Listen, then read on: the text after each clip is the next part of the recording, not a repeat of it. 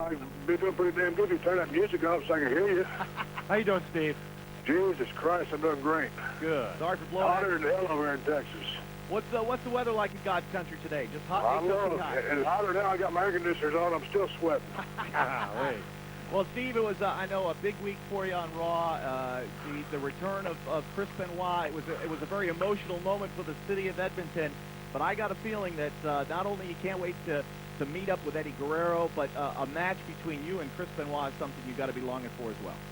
Yeah, I'm glad Chris Benoit made it back. It's just too bad the stupid bastard had to make his back in his little hometown, and everybody give him a big, standing ovation. He's a big hometown hero, and then he clubs Steve Austin in the back.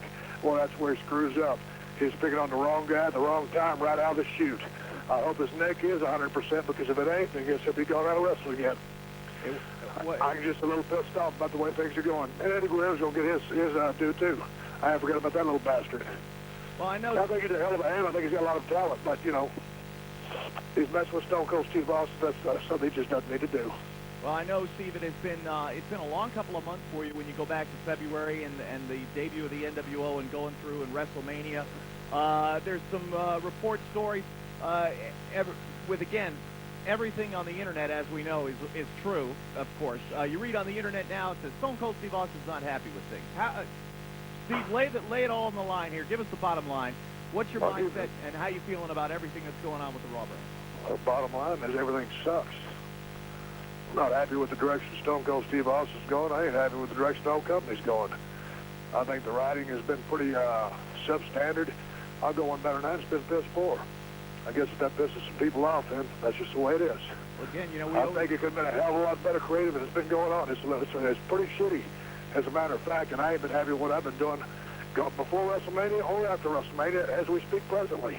Well, do you feel like there are movements, that there's progress, like things are going to change? Who knows? Hell, I'm over here in San Antonio, Texas, or up here in Stamford, Connecticut, and, hell, I'm still happy to be a part of the World Wrestling Federation. Love my job. But the bottom line is, creative could be a hell of a lot better than it is. Well, I know you guys all heard that. Stone Cold Steve Austin with some great honesty. We really appreciate that. Steve, I know that the brand extension is leading to some trying times, I think, for a lot of people. A lot of people questioning whether or not it was a good decision. What are your thoughts about splitting the brand and putting stars on Raw, stars on SmackDown? Oh, man, I don't know. I mean, my whole deal was why did there have to be an actual physical split? You could have kept both rosters together, but basically have guys concentrating more or less on one show than an actual physical split. Still run 2 times a night, and not have the big shake of having each guy dedicated to one particular show. Say Stone Cold is primarily on Raw. Doesn't mean I can't be on SmackDown or vice versa with other talent. The way it is, it's cut and dried. You either get this or you get that, and that's the way it is. Some people are kind of pulling back the reins from an audience standpoint, saying, hey, I want it all. I didn't think we had to make it so cut and dried. Guys could have just, done what they've done, but I don't know. It remains to be seen. It just happened. I don't think there's a red flag yet or that it can't work. I'm hoping it does work because I like just working, the pressure was a little easier than working 2 TV shows, just working 1 show. I don't know. We'll see what happens. Yeah. Steve, we were talking a lot here on the show on Byte This about what happened with Eddie Guerrero this past week, where a fan jumped into the ring and really put Eddie in some danger. Of course, security needing to be beefed up or whatever. But the old school in Stone Cold, what are we wrong for talking about it? Do we worry about glorifying it, or do we make an example out of this guy? How would you handle something like that? I know it's something you've dealt with before. Oh, hell, man. I mean, people have been jumping in rings ever since day one, it seems. From way back before I can remember. I mean, that's just the way it is. Every now and then you're going to have someone jump in a ring. Every now and then you have someone jump down on a baseball field or a football field or whatever. What do you do? Make an example out of the guy? It's one thing. I've had guys run in on me in Germany, and just the other last loop we were on, some guy ran in with Stone Cold shirt on, and of course Earl Hebner was right there, the security was right there, but the thing about this guy, he kicked the ladder, I think, when Eddie was crawling up it. Yeah. So Eddie could have been hurt real bad, and I wouldn't want to see that happen. But hell, we're pretty hands-on. The guy got through security. That's just the way it is. I wouldn't make too much of an example of him, but Like I said, wouldn't want him to have hurt Eddie because of the bump he took. But hell, man, our fans are our fans. That's just the way it is. We push the envelope all the time creatively. He pushed the envelope creatively. When he came to the show, he said, "Hey, hell with it, I'm going in the ring." That's what he did. We've seen a lot of new faces getting opportunity on both Raw and SmackDown. Name that comes to mind, Brock Lesnar, labeled the next big thing. What are your thoughts and impressions about Brock Lesnar so far? Well, physically, he's got a good look. He's got a presence about him. His background as an athlete speaks for itself.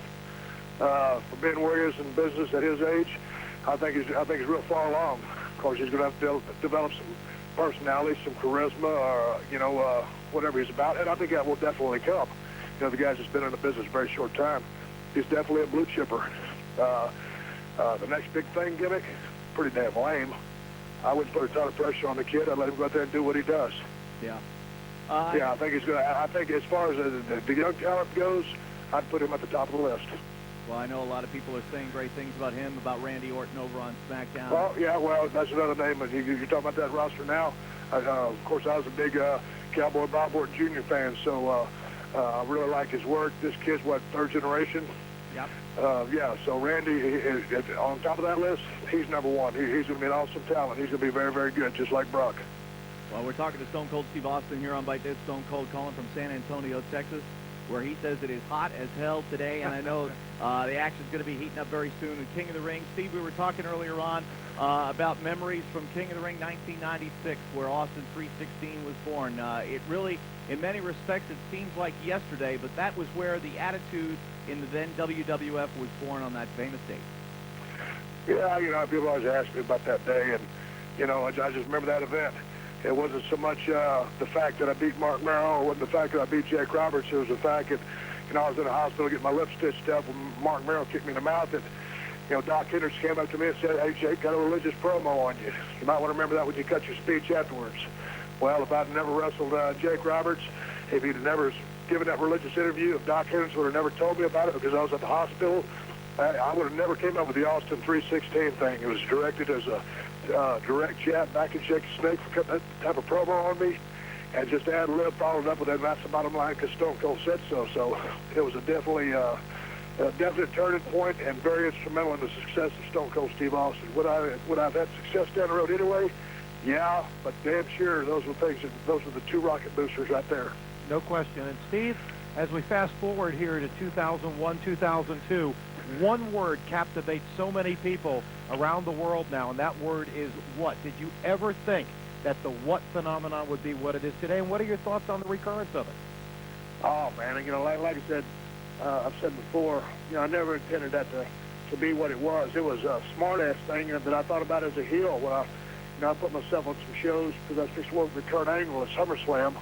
I was coming back from some broke bones in my lower back. So, I called Christian up and left a stupid message on his phone. That's how I started it. and I did it as a rib. So then as I'm cutting this promo, which lasted almost 10 minutes, I guess, on his phone because he was in the gym working out, and his message picked up. I started thinking, hey, man, I might have something here, just to be a smart ass and just stick it up people. When you're talking to them, it's the ultimate response to any question or statement that anybody could have. Especially when someone sits there cuts a 2 or 3 minute diatribe on you like they're really making a point, and you just say, what? Basically means you didn't hear a word they said. Yeah. So then, then I switch back to the damn babyface side, and, then to give the people the pauses, they start coming with the what. I never know in the world would have thought it would have turned into what it did. Sold a lot of T-shirts, did a lot of signs. And, it's kind of changed the course of my promos in the ring. Mm-hmm. Sometimes I like it, sometimes I don't. You can't argue with success. To a degree, I'm ready to move along, fix to bust out a new T-shirt here any day. But the one thing was it was a blast. Still is. We'll see how long it keeps hanging on. Well, we'll see if we can get. We'll be giving away some of those T-shirts here real soon. Not giving away all of them, of course, Steve. Just one to a lucky winner here on Byte This. Hey, remember, we still got to pay the bills. Damn right we do. Hey, there's a question here, for instance, feedback room from Candlejack who wants to know, will Stone Cold ever put out an album of him singing karaoke classics? He says, I'd buy it twice. Well, if you tell two people, and then they tell two people, and they tell two people like a damn shampoo commercial, we might be in business. Damn it, we might have to put something like that together. The fact of the matter is, I always wanted to be a rock and roll star when I was a kid. Like Kiss is one of my favorite bands growing up. I was singing in my room one time. My brother knocked a hell headphones on and told me I sucked. And I kind of killed my hopes of being a rock and roll star, so here I am taking bumps for the World Wrestling Federation as a professional wrestler. It all turned out good, I guess. Yeah, it all has a point. But listen, don't let one guy spoil your dream. If you want to sing By God, do it. I think if I say too much, all our audience members start changing the channel. Every now and then, it's okay. Hey, all right, I got to ask you this question. Who's going to win, Tyson or Lewis? Oh, man, I don't know. You hear so many damn different reports about the whole thing. You know, going way back, you know, doing that business with Mike Tyson, you know, with Shawn Michaels, you know, in that WrestleMania, what was it, 12 or 14 or whatever it was? 14. Right? Anyway, that was a lot of fun because I was a Tyson fan before that. Followed his career forever. On one hand, I think you don't know if he's sacked. I think he's doing a great job, a great promotional job by himself. If he gets inside, goes hard, and Lennox can't keep him out with that jab, I think he'll knock him out. If Lennox keeps him away with the jab, well, and he can keep him away for 3 rounds, I think Lewis will take it. It could go either way. Yeah. It's a toss-up. I can't really sentimental favorite.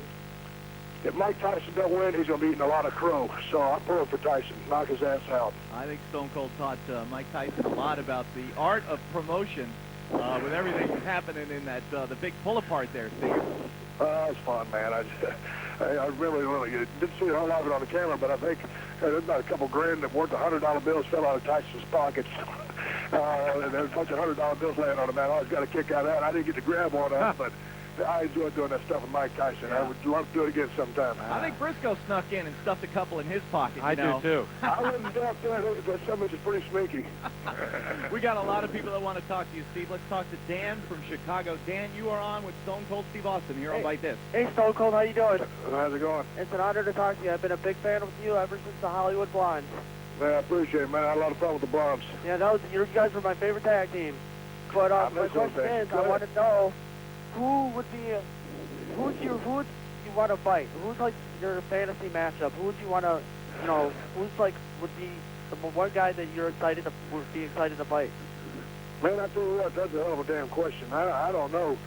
Currently, with the things going the way they are, and with when a champion has the belt on one show, it doesn't seem like any other guys have much of a shot the way storylines are evolving. I don't know. I can't really answer that question. I just say in the past, one of my favorites was always Ricky the Dragon Steamboat, and I'd love to tee it up one more time with The Rock because I think so much of that guy. And what we did a couple years ago at that WrestleMania with the biggest buy rate and selling out the Astrodome and all that. So right now, currently, I'd have to go with The Rock again. Well, we look forward to hopefully seeing The Rock and Stone Cold hooking it up in the near future. Let's keep going through the phones here. Let's talk to Jesse from New Jersey. Jesse, you're on with Rattlesnake. Stone Cold Steve Austin here on Byte This. Kevin Kelly, Fink, how's it going, fellas? What's up? What's up, Jesse? Stone Cold, how's it going? First of all, Good, I man. gotta say, Stone Cold, I got a comment, man. You have got big balls to even say that you're unhappy, man. I got you. My respect for you, man, just went up like 5 notches for saying how unhappy you are. That's fantastic. I mean, it's kind of like it is. What I wanted to ask you was, whatever happened to that, like your autobiography that you were supposed to be writing? No, you know what? I was supposed to do that thing a long time ago. I think I was one of the first guys that was going to do one of those. And it's like, I don't know.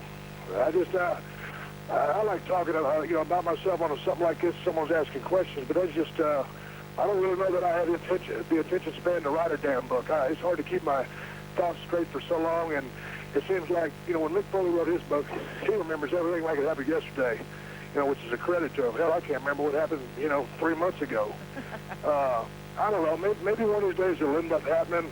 It just kind of seems like, that was all fine and dandy back then, and now is now. But, I guess for the fans, maybe they would like to read something like that. So maybe we'll come out with one of these days. It's just like, I don't know. I guess I'm too lazy, but I got a short attention span. I can't really put my thoughts together that long to come up with a book. It'd be about, 200, 250 pages, whatever the hell they are. We'll see. Mick hand wrote everything on that, and I don't know if you'd have the time, but it'd be certainly an interesting read. And Steve, I know that we're getting some invites here. One guy in here in the feedback room says, "Yo, Stone Cold, I live in San Antonio. Meet me at Market Square, and I'll buy you some beers."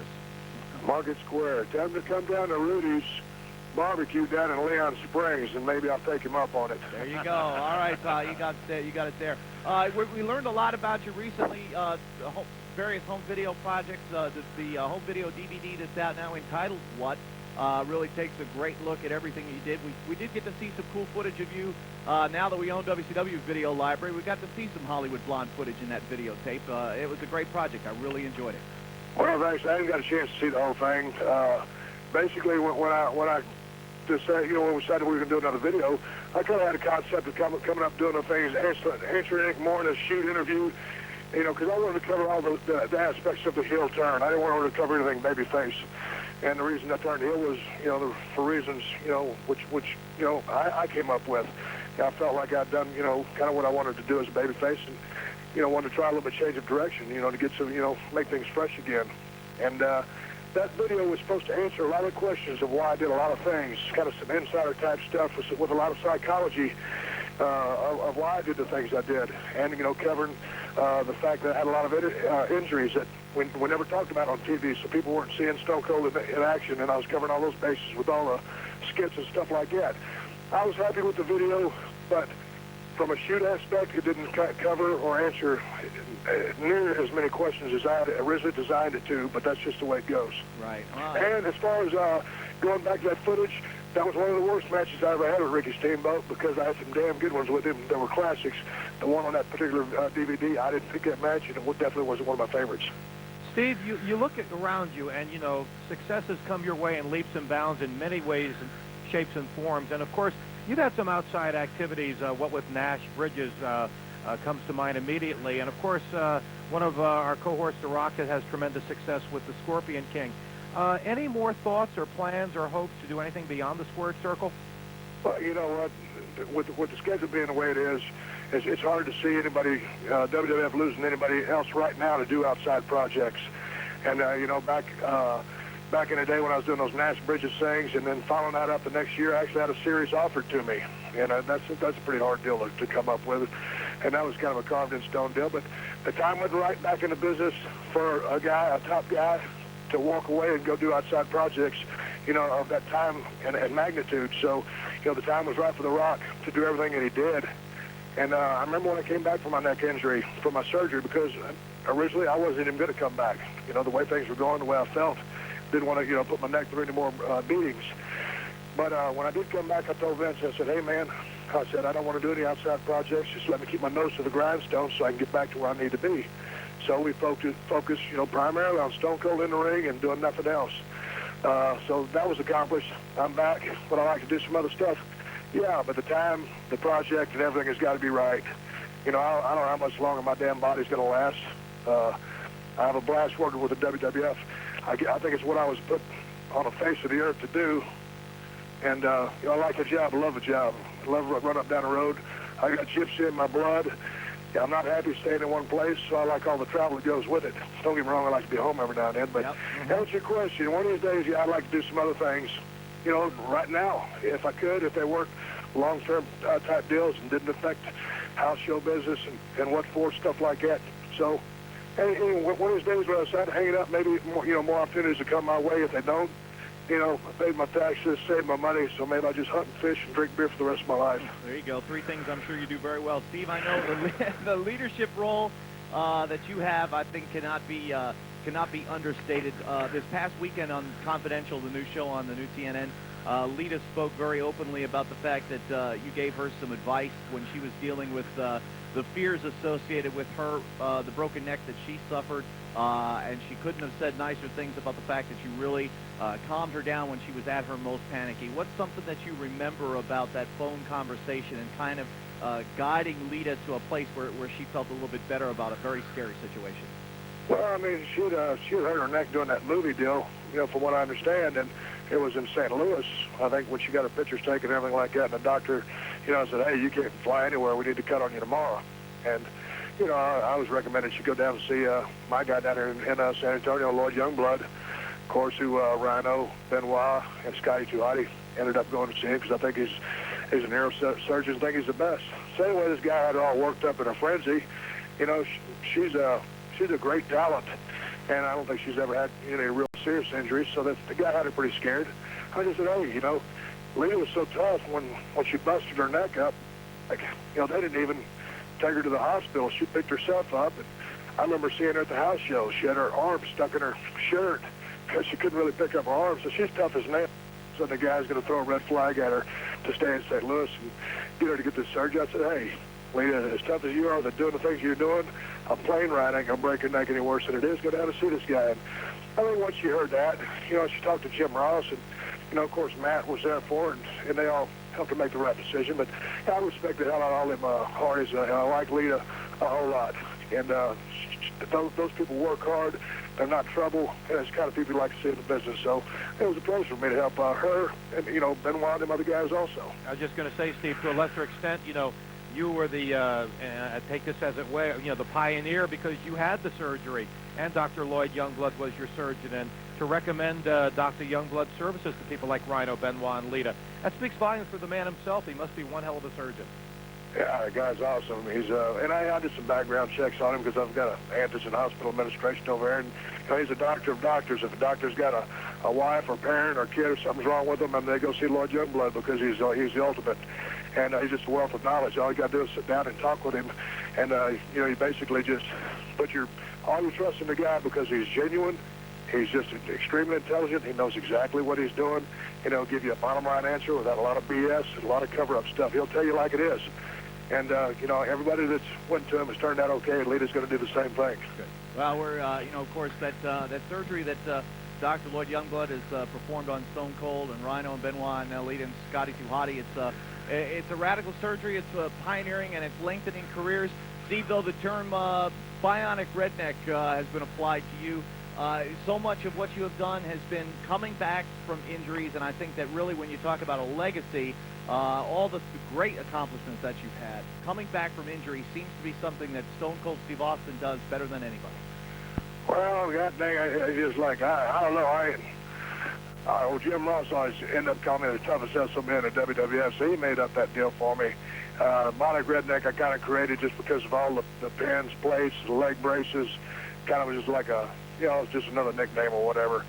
It was just something to do, and with all my knee injuries and got no ligaments and stuff like that, I can sit there and say I'm frustrated about storylines. I get pissed off, and I didn't like what I did last week, and I didn't like what I did the week before. I didn't like what I've done the last 6 weeks consecutively, but I like the damn job, and it don't matter how many injuries I got. Whenever I see his time is fit for Stone Cold to walk away, I'm gonna walk away on my own terms. I ain't gonna let no injury run me off. And maybe that's smart, maybe that's stupid, because I certainly gotta, assume, take on some quality of life after my wrestling career is over. But I love my damn job, and I'll bitch about it. But when it's time to bitch about it, and I'll lace my boots up and suck it up when it's time to go do that and draw some houses or do whatever. But bottom line is I like my job, and when I get done with it, I'll walk away. There ain't nobody going to tell me when to leave from a management standpoint or from an injury standpoint. Well, I know Stone Cold Steve Austin has carved an incredible legacy here in World Wrestling Entertainment. Going back, we had we did the I'll Take the Big trivia question this week, Steve. It was about you. Going back, let's go ahead, Howard, and get the answer with Steve on the phone about when you quoted when you made the saying Austin 316 famous. When was it and where was it? Go ahead, Howard. Well, actually, it was what city and what building. What just city, to be what a little building? more Right, difficult. right. So it was King of the Ring in 1996, and it took place in Milwaukee, Wisconsin, and it took place at the Mecca Arena. So for you Bradley Center purists, as Steve would say. And who's the winner? And the winner is Devin Cutting of Cambridge, Ontario. Imagine that, another Canadian. There you go. There we go. And Devin, you're going to win the T-shirt as we promised. There you go. Yeah, absolutely. Good luck. And congratulations for that. Steve, I know that with everything happening recently, one of the things I wanted to get your thoughts on was the plane ride coming back from the UK. We had Triple H on a couple of weeks ago, and he said that it was basically a couple of guys who really, they had just a problem finding their pants. What was your perspective from the front of the plane that night? Well, I think it's a bunch of bullshit. You got guys on that plane up at 30,000, 40,000, feet up in the air acting like a bunch of jackasses. And, that was a private plane. It cost a lot of money. And, they wouldn't act like that on a commercial plane, so don't act like that on a private plane. By the time all that stuff was happening, I was up there sleeping. And I think it's a damn good thing I was sleeping because I think it was a bunch of bullshit. There ain't no excuse for it. And guys know better than that. And it's pretty pathetic and piss poor, and the guys ought to be embarrassed of themselves. Well, Steve, we can't thank you enough for your honesty and everything that you said here on the show. What brand of beer are you drinking these days? Well, right now I got Miller Lite sitting on the damn counter, and I'm a little fired up now. I just got back from the damn gym, so I think I'm going to start drinking early today. Good. Hey, beautiful. why not, man? It's a hot Friday afternoon in San Antonio, and who knows? You could have some free beers waiting for you down there at Rudy's sometime. Well, you know what? I keep talking about quitting beer, but, you know, hell, quitters never win and winners never quit, so I don't guess I'll quit anytime soon. Exactly. I thought about trying to get me some abdominal muscles, but I figured, hell, I ain't had them in so long. It don't seem like I need them, so I'm just going to keep drinking. Steve, you know, I'm with you a lot on the road at these live events, and one thing that never bores me, and it always just gets me flowing, and that's the end of the match. Win, lose, or draw, Steve, when you decide it's time to pop some cold ones, it is phenomenal. That's another thing that nobody ever will duplicate when it's time for Stone Cold Steve Austin to say adios. It's a wonderful thing. I mean, sure, you're enjoying yourself. You're cooling down. You're having a beer. You're celebrating win, lose, or draw. That's a wonderful thing, and keep it going. It's kind of like a little encore type thing, I guess, and I know what people like it. I enjoy doing it. I mean, you know, is it a beer drinking thing? Not really, because I can drink beer all night long in the dressing room, but it's out there in front of the people, so it's just something that everybody can enjoy. Yeah, I'm getting to guzzle a few beers. Some of it's spilling out. Half the time I'm blowed up. I ain't got no oxygen in my body, so it makes it even harder to drink the beer. So that's the sacrifice that old Stone Cold is making for the good people that attend the WWE shows. Amen. That's what it's all about for you, Steve. It's giving back to the people, Absolutely. by God. You'll risk drowning for these fans. You damn right. All right, well, Steve, listen, boy. we appreciate your time, and we thank you for coming on, and we look forward to having you on again real soon here on Please. Byte This. All right, guys. We'll catch you at the next rodeo. All right. I'll see you this weekend, Steve. 10-4. All right, right. that's Stone Cold Steve Austin checking in from San Antonio, Wow. Texas, here on Byte This, and refreshing honesty, I think, from the Rattlesnake, addressing some things that have been reported out there. And, Yes, sir. Mr. McMahon, welcome to the show. Thanks.